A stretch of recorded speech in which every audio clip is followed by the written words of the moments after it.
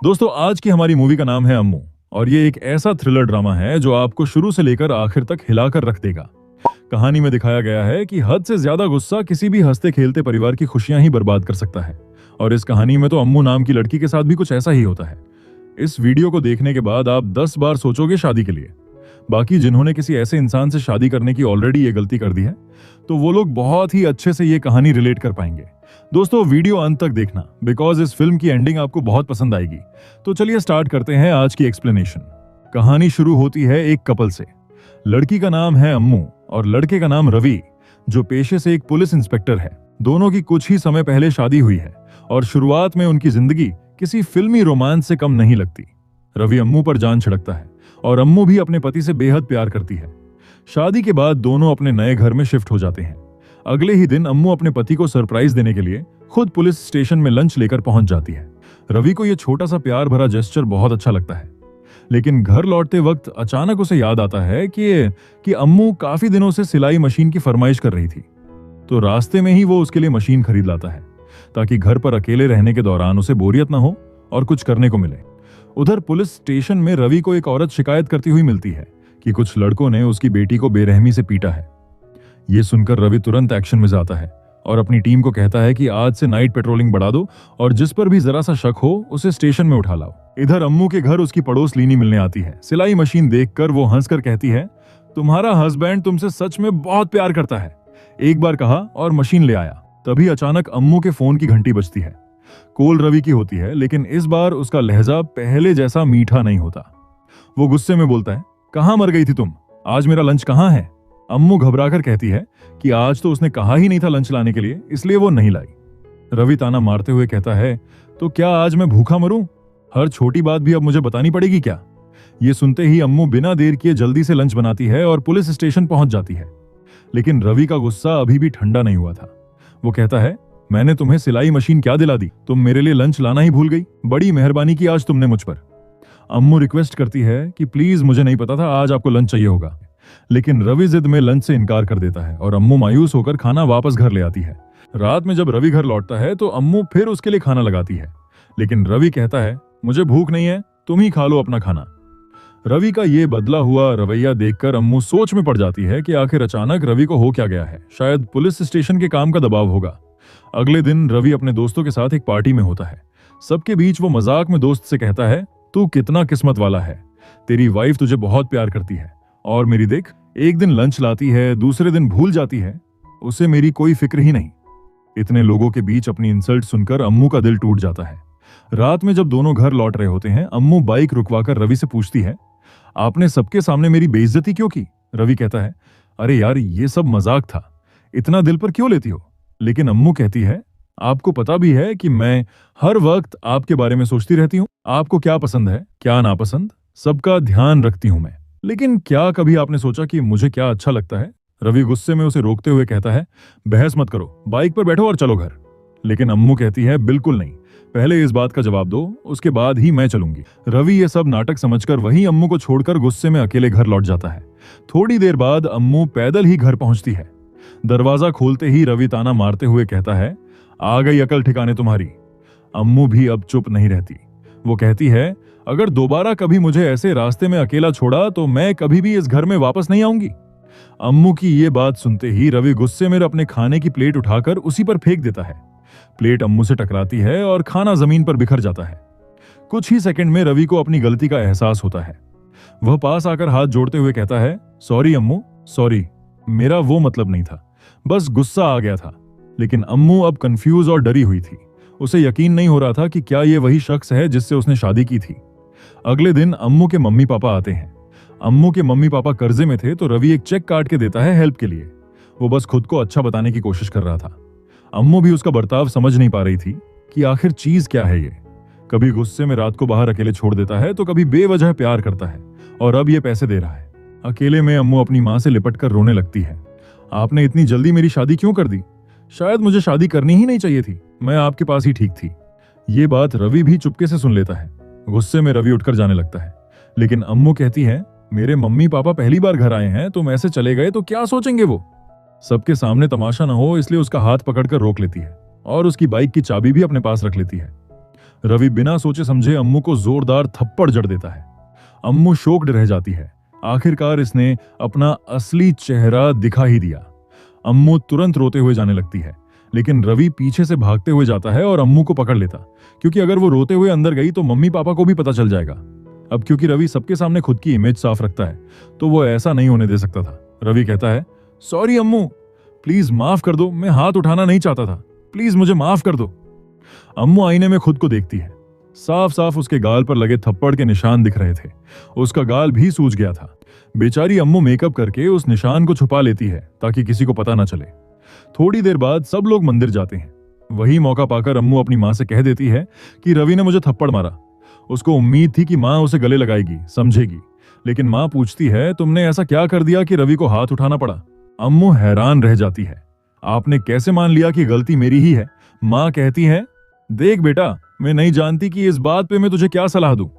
पति हाथ उठाता है क्योंकि वो बाहर काम करता है। इसी दौरान उसको कई सारी प्रॉब्लम फेस करनी पड़ती है, जिसका गुस्सा वो कभी कभी अपनी पत्नी पर निकाल देता है, तो थोड़ा एडजस्ट करना पड़ता है।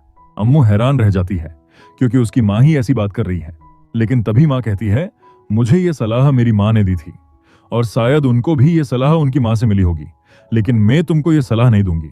मैं तो बस यही कहूंगी कि वो करो जो तुम्हें सही लगे। अगर तुम्हें लगे कि गलत हो रहा है तो आवाज उठाओ, और जरूरत पड़े तो पति को छोड़ने का साहस भी रखो। अगले दिन रवि ड्यूटी जाने की तैयारी कर रहा था। अम्मू उसकी शर्ट में बटन लगा रही थी। अब रवि फोन पर इतना बिजी हो जाता है कि अपनी इंपॉर्टेंट फाइल चूल्हे के पास ही रख देता है, और वही हुआ जिसका डर था। फाइल में आग लग जाती है। उसका गुस्सा फट पड़ता है, कुछ नहीं आता तुम्हें? एक काम भी ढंग से नहीं कर सकती? मेरी फाइल जलवा दी। ये कहकर इस बार वो बेल्ट उठाकर अम्मू को बहुत बुरी तरह से मारने लगता है। बस रोना आता है तुम्हें? निकल जाओ मेरे घर से।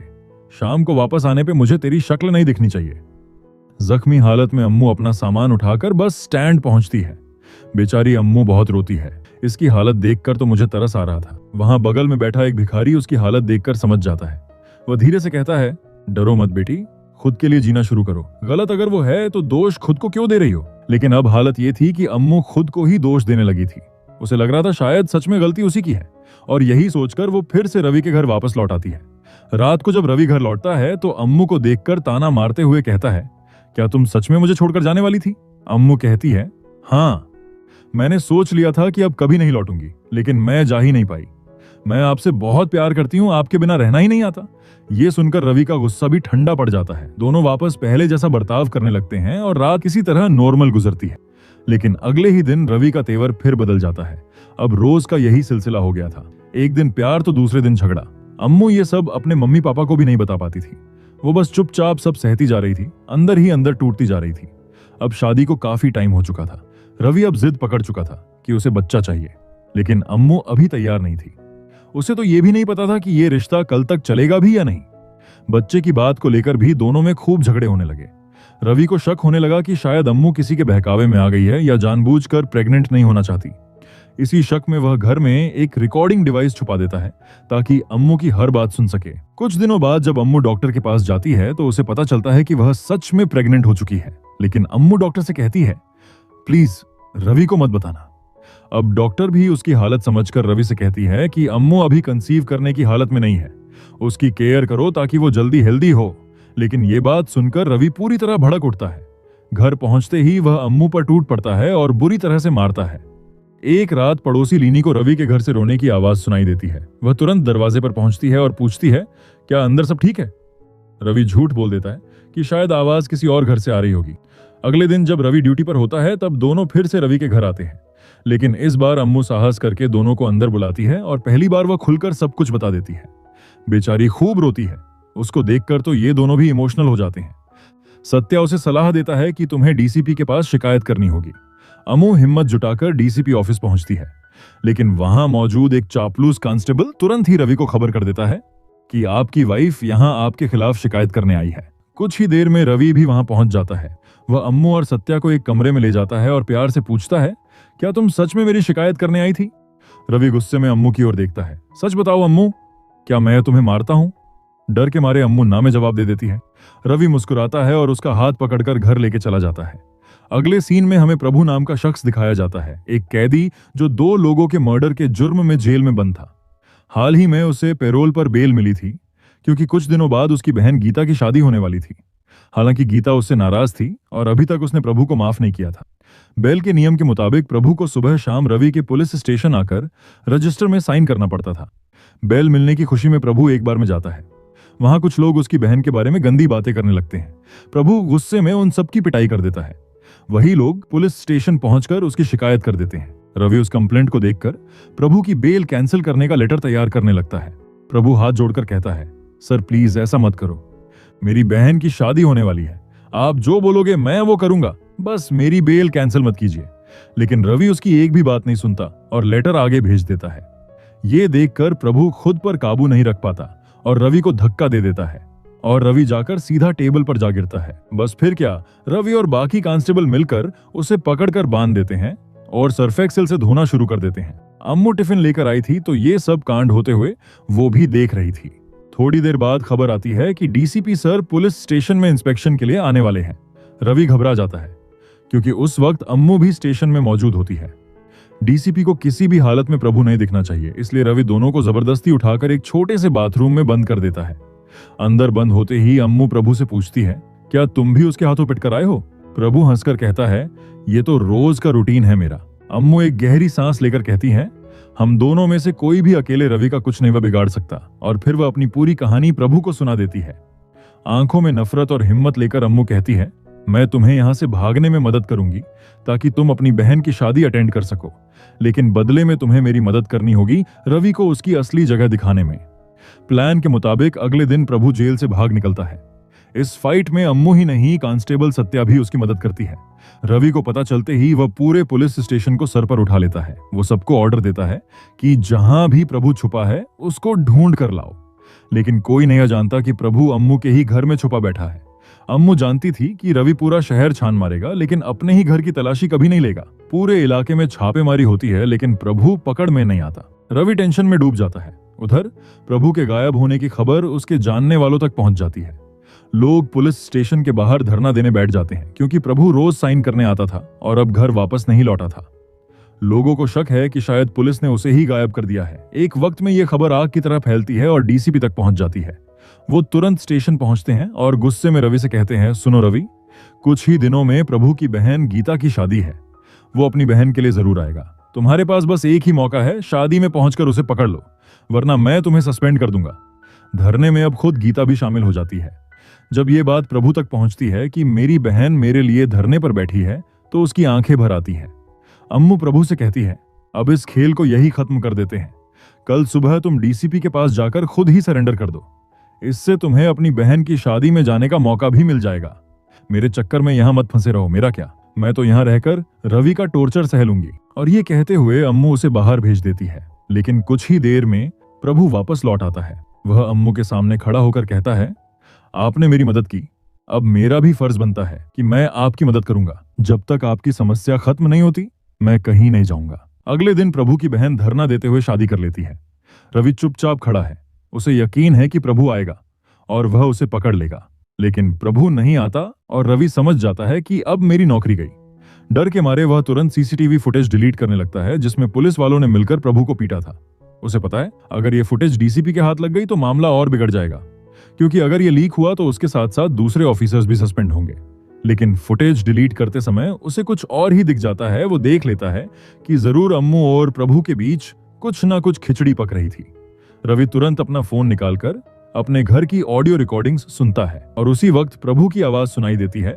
अब उसे पूरा यकीन हो चुका था कि मेरी पत्नी ने ही प्रभु को भगाया और उसे मेरे ही घर में छुपाया। गुस्से से भरकर रवि एक नया प्लान बनाता है।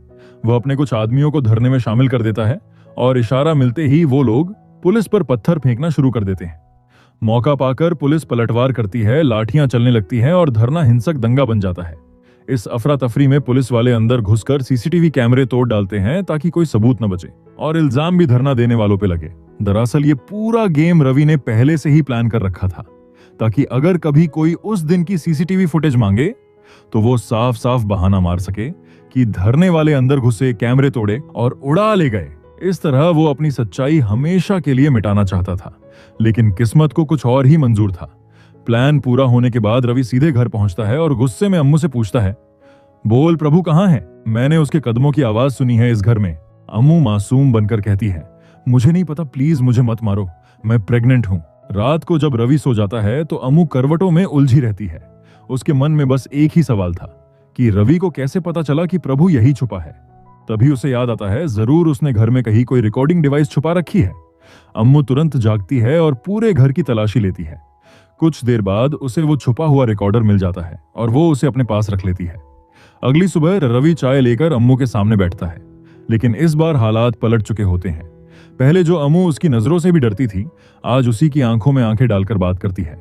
दोनों के बीच बहस बढ़ती है। गुस्से में रवि खुद ही कबूल कर बैठता है, हाँ, मैंने तुम्हें बहुत मारा है, बहुत टॉर्चर किया है, जो कर सकती है कर ले।